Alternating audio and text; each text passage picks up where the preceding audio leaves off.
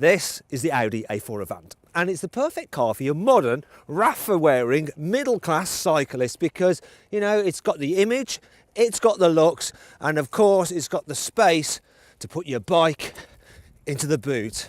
But I'm not a cyclist, I'm into cars, and I'm going to tell you about this car. So, I'll just wait for the automated tailgate to do its thing. The space you've got there is going to be big enough for most people. It's not quite as large as, say, a Volkswagen Passat estate, but yeah, it's not bad at all. Now, yeah, you can carry plenty of suitcases and stuff, though you do have a bit of a lip to lift stuff over, though it's not too bad because you've got this metal scuff plate there, which is handy. Under here, got a space saver spare wheel. It's not a false floor though, so you can't lift it up, but it's not too bad. There are some nice features, such as the way the parcel shelf, it slides up out the way when you open the boot, and it is, here we go, I'll do it, easy to remove, just one simple catch, et voila, it's gone.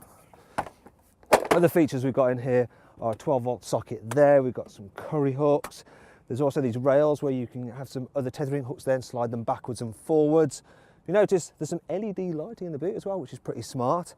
Now I can fold down these seats three-way, so if I want to carry longer items and two people, the centre seat folds down on its own.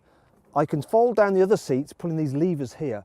Well, I can to release them, you then have to lean in and push the seat back, which is a bit of a pain. Let's do this one on the top catch instead. And then you've got a fairly continuous flat low bay, so you can slide heavy items right to the front, though the seats do still stick up, so it's not completely flat, but it's not that big a problem.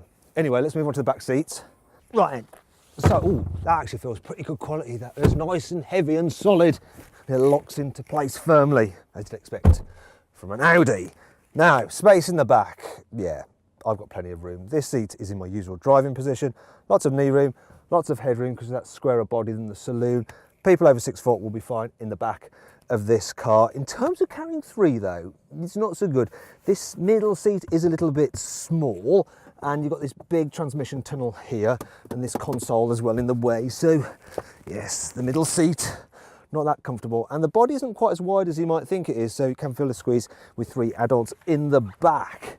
Now let's have a look what's under here. We've got the armrest and nothing else, just an armrest there. Well, anyway, if you want to see more on this car's practicality, click up there to watch my detailed practicality video. You'll see how much stuff we can fit into this car's boot, how you can fit a bike in there without taking the wheels off, which is important, remember, and how easy it is to fit a child seat. And actually that brings us on to cubby spaces. So there's plenty here in this car, so the rear door bins can take a big bottle, and I'll use that to move into the front of the car. So yes, quickly I'll just show you that you've got big door bins here as well. Now this car, it starts from £28,000, so it is rather expensive, but if you click it there to go to carwow.co.uk, you can bet offers from dealers and buy at a price you're confident in. On average, people save £3,600 on a new car at Carwow. Now, this is a car that does feel very, very upmarket. I mean, just take a look at the design. The interior design is lovely, it's faultless, and quality is exemplary. This car, for me, feels posher inside than its key rivals from Mercedes and BMW. Lots of squidgy plastics about the place, solid feel to it. It's lovely, and there's features like this as well. The way you've got the climate control dials actually house the temperatures. I mean, it's really, really nice. You've also got 3-zone climate control in the front here, and this one has the upgraded infotainment system. So as standard, you get a 7-inch screen. This is the bigger one, and you get a faster processor as well. It's all dead easy to use. The system's slick as. I absolutely love it, and you can have internet connectivity and use Google Maps. And this one goes one better by having Audi's virtual cockpit. I mean, look at that. You've got digital dials in front of you, and I can cycle through different menus. There we go, and have full widescreen mapping. I love it. That is worth an upgrade. Now, if you click up there, you can actually see my detailed infotainment video review and see how all the system works. So that's all the practical stuff dealt with. Now let's see what this car is like to drive. Buying an A4 Avant can be a bit of a confusing business because there's so many choice of engines, suspension setups, transmissions and all that kind of stuff. So let's just start with the engines. Now you can get from a 1.4 litre turbo petrol, which is really, really good actually, to a 3 litre V6 turbo petrol, which can get from 0 to 60 in under 5 seconds.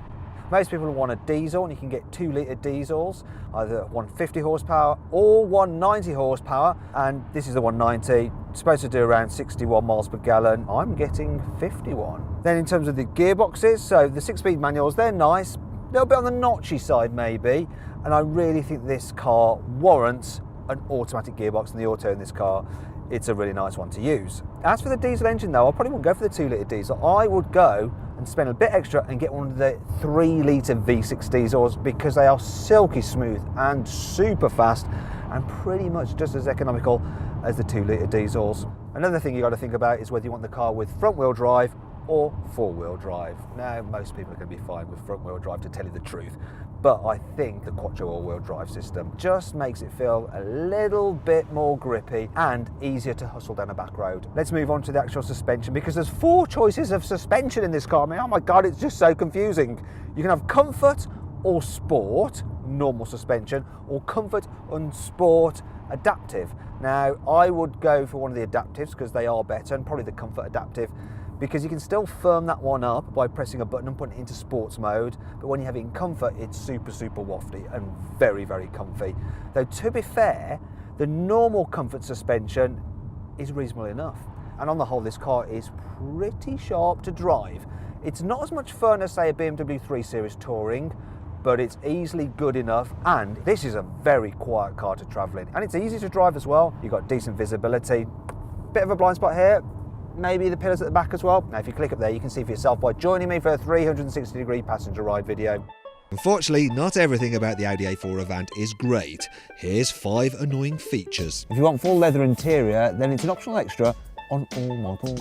You can only get the super efficient ultra models with lower sport suspension, which means a slightly firmer ride, and they also have tiddly alloys. The rear windows only go down this far. There's no driver's knee passenger airbag like you get on a BMW 3 Series Touring or a Mercedes C-Class Estate. A rear window wiper isn't standard on all models. Ow. Thankfully, there's still plenty of cool things to like about the Audi A4 Avant. The adaptive cruise control uses the sat-nav data to figure out if it needs to brake the car slightly for tight bends. This is the most aerodynamic estate in its class, which means less wind whistle and greater efficiency. If you don't want your dirty dog to ruin the interior, you can flip this over to a wipe clean side and pen it in with this net. You can get wireless charging for your mobile phone, well, so long as your mobile phone supports it. I think I'm due an upgrade. The new Audi A4 Avant is up to 120 kilos lighter than the old Audi A4 Avant, which makes it much easier to push. Well, if you've got an assistant who used to be in a bobsleigh team. Go on, Josh!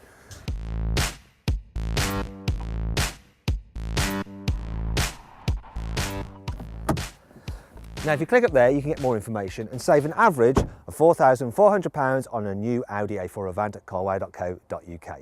So then, my overall verdict on this car: should you avoid it? Should you consider it? Should you shortlist it? Or should you just go right ahead and buy it? Well, I reckon you should shortlist the Audi A4 Avant. You are paying a bit extra for the Audi badge, but it's a really nice, posh, all-round comfortable and practical car. I hope you enjoyed this video, and if you did, please like it and share it. And if you click up there on our logo, you can subscribe to our channel. Down there to watch my 360-degree passenger ride video. Down here to watch my detailed infotainment video, and up there to watch my detailed practicality video of this car. Now, did you spot the Easter egg in the video? It was the 4 Audi rings in one of the car's cubbies. If you didn't spot it, then go back to the video, see if you can find it.